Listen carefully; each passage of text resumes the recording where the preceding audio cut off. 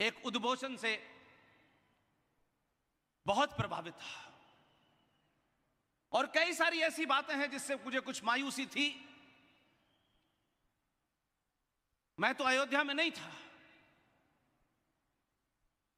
इसलिए मैं अपनी बात कहने में यह कभी चिंता नहीं करता कि कितनी तारीफ करूं और कितनी न करूं।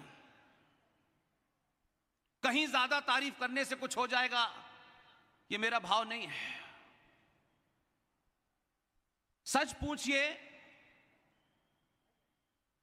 तो स्वामी गोविंद गिरि जी को मैं जानता तक नहीं था, बिल्कुल नहीं जानता था। लेकिन 22 जनवरी का वो कार्यक्रम, बहुत कुछ हुआ। मेरी अपनी धर्म पत्नी उस समय अयोध्या में मौजूद थी, लेकिन जब गोविंद गिरि जी ने बोलना शुरू किया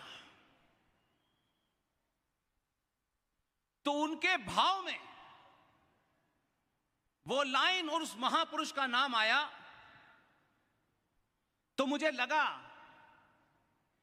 गेरुए वस्त्र पहनने वाले जब उन शब्दों को बोलते हैं तो मुझ जैसा आदमी भी गोविंद जी को नहीं जानने के बाद भी मैंने कहा कि अगर मेरे पास न्योता आया तो मैं हर हालत में पहुंचूंगा। और यह बात ऐसा नहीं है कि मैं कोई पहली बार कह रहा हूं। गोविंद गिरि जी ने अपने भाषण में बिना लाग लपेट के कहा कि आज सत्ता के शीर्ष पर संविधान द्वारा पद बनाया गया प्राइम मिनिस्टर नहीं है, बल्कि उस पद पर उसके कार्यों को देखकर, उसके चलने से, बैठने से, उठने से जो वो कर रहा है, ऐसा लगता है कि छत्रपति शिवाजी महाराज चल रहे हैं। और ये मेरे शब्द नहीं हैं, ये स्वामी गोविंद गिरि जी के शब्द हैं। तब मुझे अच्छा लगा कि आपको जो कहना है कहा, और ये शब्द आपके जब जब वर्णन होगा 22 जनवरी का, लोग आपको याद करेंगे कि एक संत ने बिना लाग लपेट के जो कहना था कहा। इसलिए मैं आप सबसे अनुरोध करता हूं, 5 साल अपने जीवन में आप क्या करते हैं, क्या नहीं करते, यह आपका निजी मामला है। मैं न किसी पॉलिटिकल पार्टी से कनेक्टेड हूं, सब जानते हैं। लेकिन मैं एक चीज जरूर कहता हूं, अगर जिसमें आपकी आस्था नहीं भी है, जिसका आप विरोध भी करते हैं, अगर उसमें से भी किसी ने सनातन को इस सकरी गली से निकालकर बाहर खड़ा करने में थोड़ी सी भी भूमिका निभाई है तो उसकी तारीफ कीजिए। उनका नाम लेने से हम बड़े होंगे, छोटे नहीं होंगे। इसलिए मैं उन विषय को उठाता रहा हूं जो सनातन संस्कृति और भारत राष्ट्र को मजबूत करें। मैं राजनीति पे बहुत कम बोलता हूं और 14 के बाद से तो बोलने की आवश्यकता ही नहीं, इसलिए कि राजनीति पे हर दूसरा आदमी बोल रहा है। हमने जो गलती की है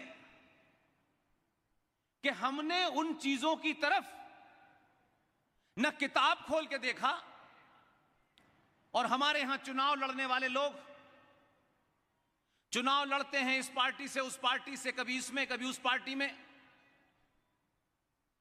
इस दुकान का माल अच्छा नहीं बिक रहा है तो उस दुकान पे चले जाओ। कोई आइडियोलॉजी के लिए चुनाव नहीं लड़ता, यह सबसे बड़ा पाखंड है। सब सत्ता प्राप्ति के लिए चुनाव लड़ते हैं। मैं ये कह रहा हूं, देश और राष्ट्र इन दोनों में से आपको तय करना है कि आपकी भूमिका क्या है। देश एक भूमि के टुकड़े को कहते हैं, एक ज्योग्राफी बाउंड्री है उसकी। देश संविधान से चलता है, संसद से चलता है, न्यायपालिका से चलता है, उसे पुलिस चलाती है, उसे सेना चलाती है। और देश को चलाने के जितने भी अंग हैं सबको तनख्वाह मिलती है। और वो नियम चाहे अच्छे हो या बुरे हो, संविधान अच्छा हो या बुरा हो, चलेगा उसी से जब तक उसमें बदलाव ना हो। सरकार में 500-600 लोग चुन के जाते हैं। और इस देश में अगर हम ये मान भी लें, सनातनी हिंदुओं की गिनती के हिसाब से भी मान लें, तो 85 करोड़ लोगों में कम से कम कोई 5-10 करोड़ पॉलिटिक्स में होंगे। हम दुनिया के एकमात्र पहले ऐसे देश हैं जहां सत्ता राष्ट्र को चलाती है। और वो इसलिए होता है कि राष्ट्र जो है उसे सत्ता नहीं चला सकती। राष्ट्र हमारा समाज चलाता है, राष्ट्र हमारे सरोकारों से चलता है, परंपराओं से चलता है, आस्थाओं से चलता है। और मेरी आस्था को किसी भी सरकार को, कोई सी भी सरकार हो, उस सरकार का कोई भी अंग हो, चाहे वो न्यायपालिका हो, उसे मेरी आस्थाओं में दखल देने का अधिकार नहीं है। अगर मेरी आस्थाओं में कोई सवाल खड़ा हो गया है, अगर उन आस्थाओं में कुछ बदलाव सा लगता है, कोई करेक्शन करना लगता है, तो मैं ये पहले भी कहता था और आज भी कह रहा हूं, 2012 से जब से चलना शुरू किया इसी शब्द को कह रहा हूं। अगर हमारी आस्थाओं परंपराओं में कुछ भी होना है तो उसकी सर्वोच्च संस्था है शंकराचार्य। ऐसे किसी भी विवाद पे शंकराचार्य के शब्द आखिरी होंगे, किसी नेता के नहीं होंगे। नेताजी का काम सरकार चलाना है, देश की सीमाओं की रक्षा करवानी है, लॉ एंड ऑर्डर रखवाना है, कोर्ट से कुछ काम कराने हैं, इसके अलावा उनकी दखल नहीं होनी चाहिए। लेकिन जब समाज लालची और कायर और डरपोक हो जाता है,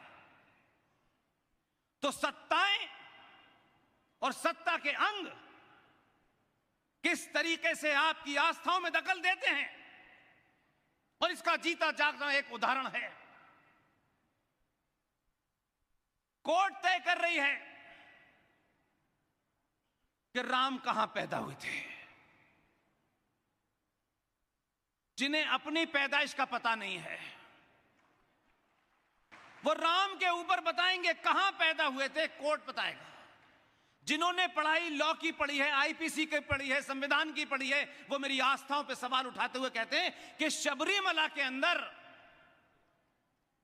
जेंडर जस्टिस नहीं है। हम उनका पाखंड एक सामान्य नागरिक होकर के भी बिना डरे हमने सुप्रीम कोर्ट में यह सवाल खड़ा किया